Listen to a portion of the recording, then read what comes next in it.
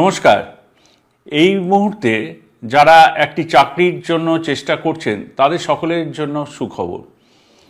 আমাদের মাননীয় রেলমন্ত্রী এবছরে রেলওয়ে রিক্রুটমেন্ট বোর্ডের দ্বারা রিক্রুটমেন্ট করার জন্য একটি বার্ষিক সময়সূচি প্রকাশ করেছেন।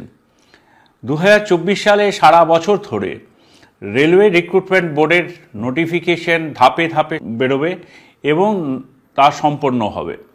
যেমন অ্যাসিস্ট্যান্ট লোকো পাইলট পদের জন্য রেলওয়ে নোটিফিকেশনের জন্য চলতি বছর জানুয়ারি মাস থেকে মার্চ মাসের পর্যন্ত সময়সীমা নির্ধারণ করা হয়েছে।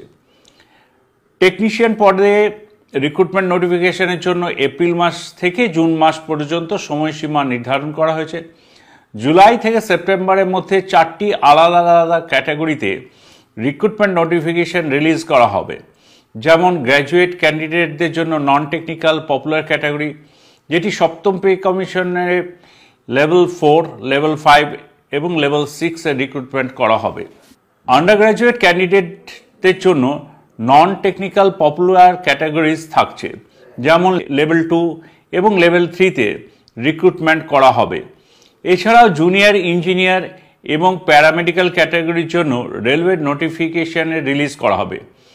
এছাড়া অক্টোবর থেকে ডিসেম্বর মাস 2024-এ লেভেল 1 ছাড়াও মিনিস্ট্রিয়াল এবং আইসোলেটেড ক্যাটাগরিজের পদগুলির জন্য রেলওয়ে রিক্রুটমেন্ট বোর্ডের নোটিফিকেশন রিলিজ করার পরিকল্পনা করা হয়েছে।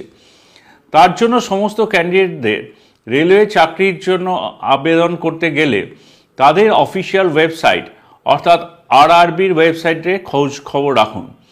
দয়া করে কোনো জাল চক্রের দ্বারা প্রতারিত হবেন না। মনে রাখবেন, রেলওয়ে চাকরি শুধুমাত্র আরআরবি এবং আরআরসির মাধ্যমেই হয়।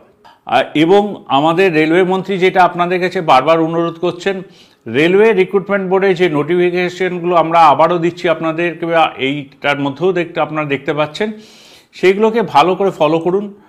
চাকরি আপনারা পাবেন, কাউকে ধরতে হবে না। ধন্যবাদ।